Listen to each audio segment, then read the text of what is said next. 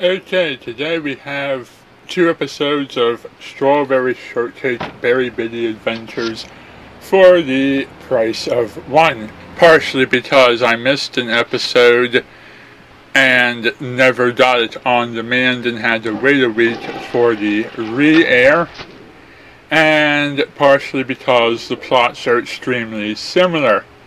After the events of Tall Tale Trio, when Cherry, Orange, and Plum stopped in the woods to have a snack and were late coming back to the campsite and told the tall tales to why they didn't have food with them, we have Sour Grapes, along with her reluctant sister Sweet Grapes, challenging the others to see if they can tell a better tall tale than everybody else.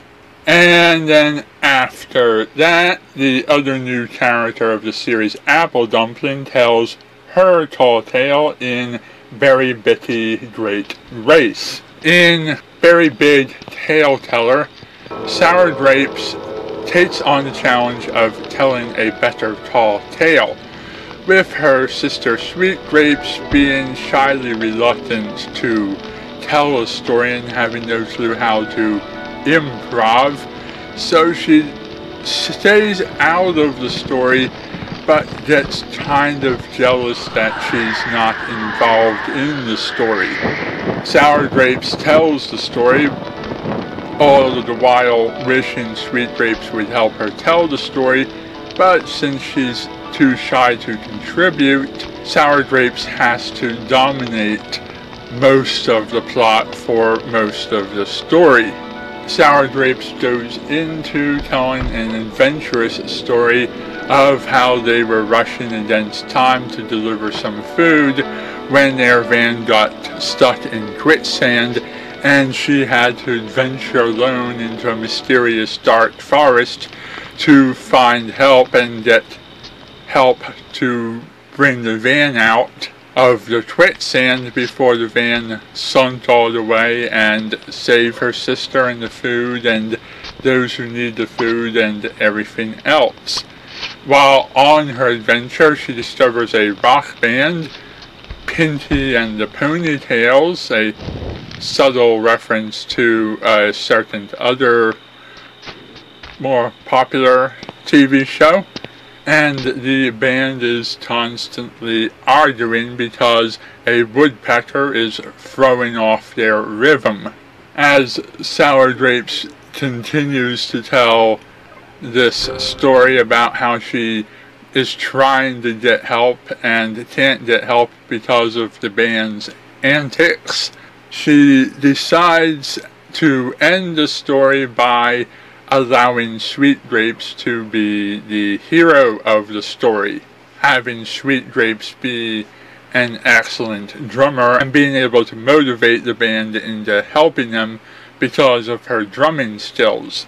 Everybody works together as a team, saves the van from the quicksand, and the food delivery is made successfully. Overall, it was a very adventurous story and one that I wish was canon to the series, because adventure like that makes the stories more interesting, and I kind of wish the characters really would go on adventures instead of always sitting around talking and playing games and so forth. Not to say that the slice of life stuff isn't interesting, but it's nice to mix things up once in a while. In Berry Bitty Great Race, Apple Dumpling partakes in a race. The Great Race that Apple Dumpling is in takes on something that's reminiscent of cartoons that were popular in the 1960s.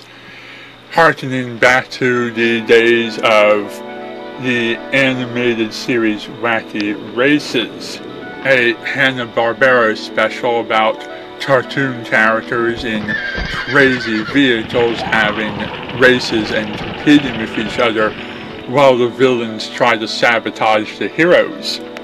Apple Dumpling finds herself up against crazy characters with names, looks, and personalities similar to that of Dick Dastardly and Muttley, Snidely Whiplash, and Boris Badenoff, only with the Strawbery Shoortcake twist to the name, so that the characters aren't obvious parodies of these classic cartoon villains, although their costumes and speech patterns and personalities sure fit the bill.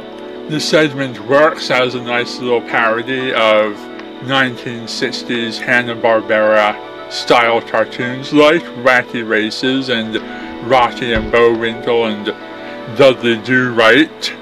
The episode was a bit more whimsical and ridiculous and somewhat less serious.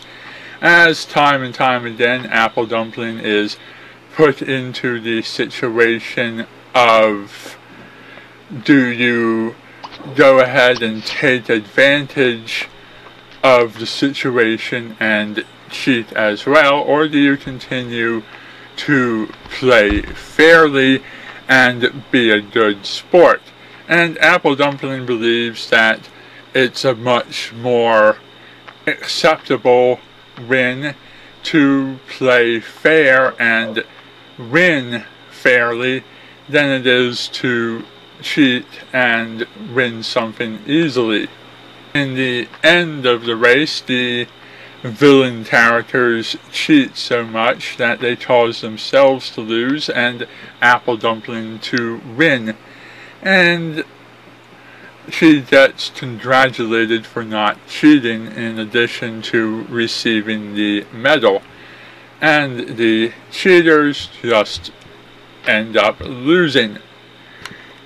Unlike the other story that wasn't canon, I wish was canon, this highly exaggerated and wacky and silly story that doesn't sound like it could possibly be canon, it apparently is canon because Apple Dumpling didn't know she was supposed to be telling tall tales, and instead tells what she says is a true story. I'm still going to call into question Apple Dumpling's adventure stories as to whether they're exaggerated or not, but it does seem like she had no reason to lie, therefore she didn't lie, and this most likely is something that really happened. Whether or not any of these characters will resurface over the course of the series, we can't say yet, but probably not. And it certainly would be interesting to hear more of these Apple Dumpling adventure stories. Overall, I liked Sour Grape's made-up adventure more than Apple Dumpling's real adventure.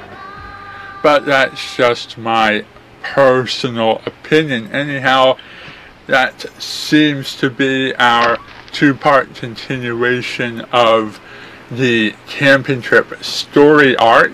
So I imagine we'll be going someplace a little bit different in the upcoming episodes. Yeah, and it seems that I'm right. According to the episode guide, the camping trip ends with Very Bitty Great Race, and the next episode involves cooking and tasting food. Anyhow, that's all I have to say for the review again today. Again, the voice acting was a great job. The rock band had some charming accents, and the villain characters were fun and over the top, and a few grades less hammy than Tim Curry, but that's still a lot of ham. Anyhow, that's all for now. Thank you for watching, and good night.